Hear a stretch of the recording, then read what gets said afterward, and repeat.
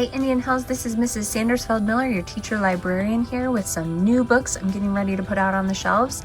So we're going to start off with some books told in verse since April is National Poetry Month. So books told in verse are books that have poems on the page. So you can see it's not filled up every single page with words, but it still tells a story. So it's not like each poem is its own individual poem. They all go together like chapters in a book to tell a story. So the ones that we have here, we have Skin.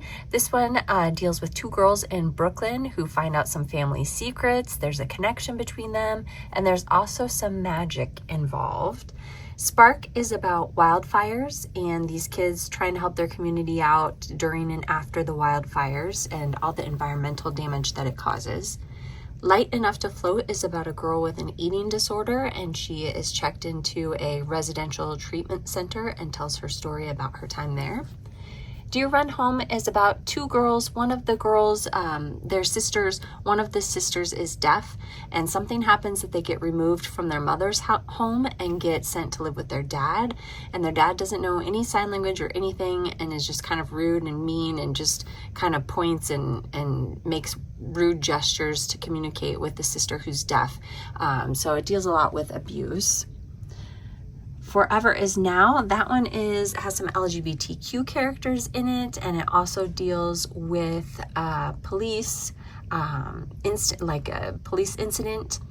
Bridge Across the Sky is set in the early 1900s when Chinese people were banned from immigrating to the United States. There was kind of a loophole though after a big earthquake in San Francisco, and so these people would come to the immigration station to Angel Island on the west coast, and then they would just get detained there while they were looking into their stories. And then A Second Chance on Earth. This one is about a boy whose father dies in the United States, and so his family returns to Colombia to take his father's ashes back home to Colombia. We also have a couple copies of Blue Lock number 29. This is the last new Blue Lock one we will get for this school year. We have Stuart Gibbs' All Ears. This one is book number 9, and I already had book number 10 when I realized that I had skipped number 9. So now we have All Ears in. We have some nonfiction books. Hoop Queens is a book of poems about WNBA players. So there's just a little bit of information in there about the WNBA players, and then just really cool kind of motion type poems. The poems are told in motion. So nice, short, just kind of fun little read for study halls. Lionel Messi's World Cup Triumph. This one is a graphic novel, so that one would be fun to read if you like soccer. We also have Curious Cases, True Crime for Kids. This one would be a good one for study hall also. Each chapter is just kind of a short little chapter that tells you about the cases. So just goes through all the different crimes. And then Native to This Land, A History of Indigenous Rights in North America. This one is super skinny, but lots of good information if you talked about human rights. If you were on Team Aloha and Humanities talked about human rights, that would be a good one to follow up with. We also have some books in a series. So in the back row, we have the number 9 series. You can see book 1, 2, 3, and 4. That's about a kid who is from a small town in Texas, and he gets invited to train at an elite soccer academy in England. So he's super excited about it, and then kind of things don't always go the way that you think that they're gonna go. So it's a story about him being thousands of miles away from home, making friends, and kind of dealing with all the things that pop up, troubles and issues that pop up along the way. Hafsa's Way. This one is technically the 3rd book, so she has also written a couple of other books with very similar themes, and then some of the characters kind of reappear in certain places throughout the story, but they're ones that you don't really have to read together, or you don't really have to read them in order. So they're just kind of considered companion books, like you could read them together, but you don't have to. So this one technically could stand on its own. And then They All Had a Fear. This one is book number 3 in that series. We have They All Had a Reason and They All Had a Secret are books 1 and 2. Next up, we have some chapter books. We have We Are Never Getting Together, a story about two sworn enemies. They get into trouble. Their parents end up meeting in the principal's office and start to kind of like each other. So these two, even though they're enemies, they're going to work together to try and keep their parents apart. They don't want them to date. Anna and the French Kiss, just another good kind of love story.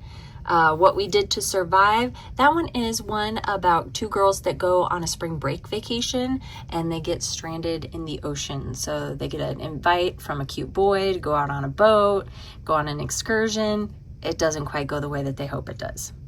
The Escape Game is about a reality TV series that is an escape room, basically, but the last season of this escape room ended with one of the contestants dying. So they finally decided they're going to do a new season, but then things start going crazy and more people start dying.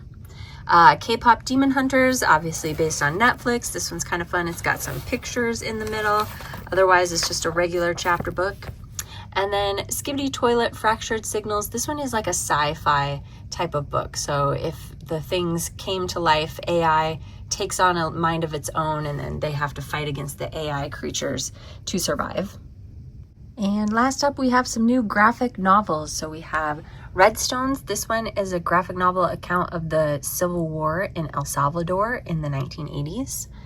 In-Betweens, this one is about twins who get to go to an animation program for high schoolers, and they both just really love animation, but once they get there, they kind of realize that one's really good at it, but kind of doesn't really see that as her passion, and the other one is really struggling to be good at it, but she really wants to be good at it. So kind of the friction between the two sisters there.